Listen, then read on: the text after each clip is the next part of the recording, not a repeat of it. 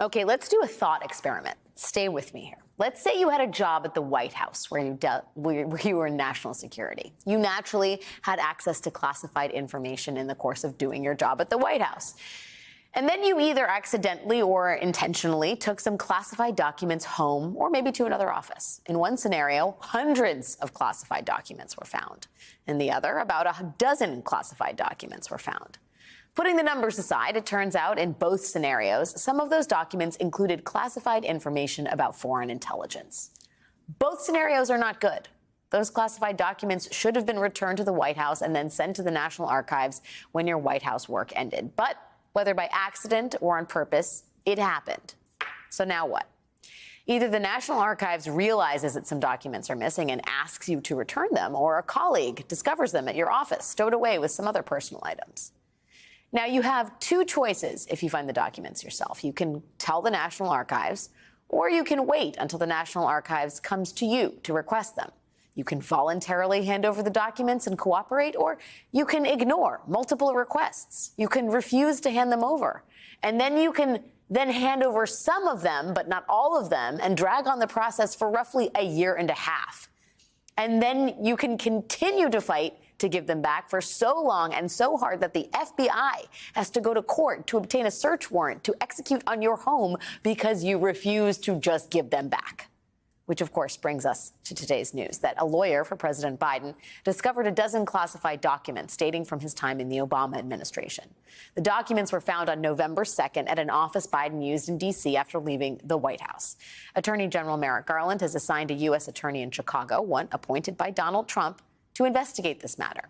President Biden, at a press conference in Mexico City earlier this evening, said he was, quote, surprised to learn that there were any government records found there and that he and his office are cooperating fully.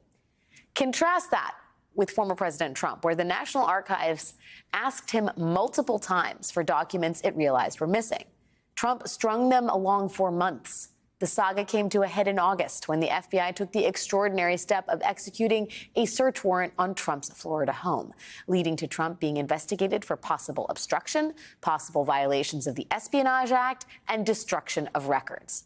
Again, both situations Donald Trump and Joe Biden have found themselves in are not great ones. But one of these things is not like the other. Joining us now is attorney Mark Zaid, who specializes in cases involving national security. Mark, thanks for being here tonight. Are we right to draw a very, very broad distinction between what is happening in the Biden case and what happened in the Trump case?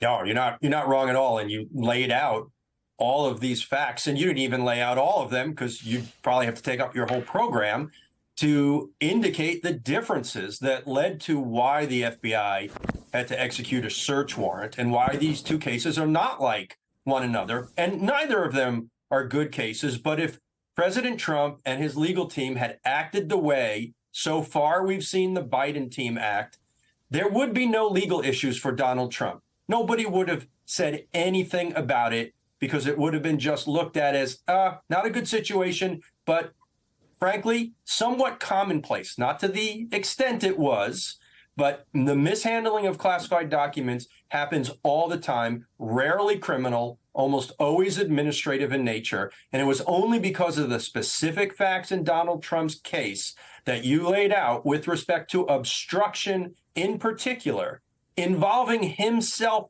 personally, which we have no knowledge of with respect to Biden so far.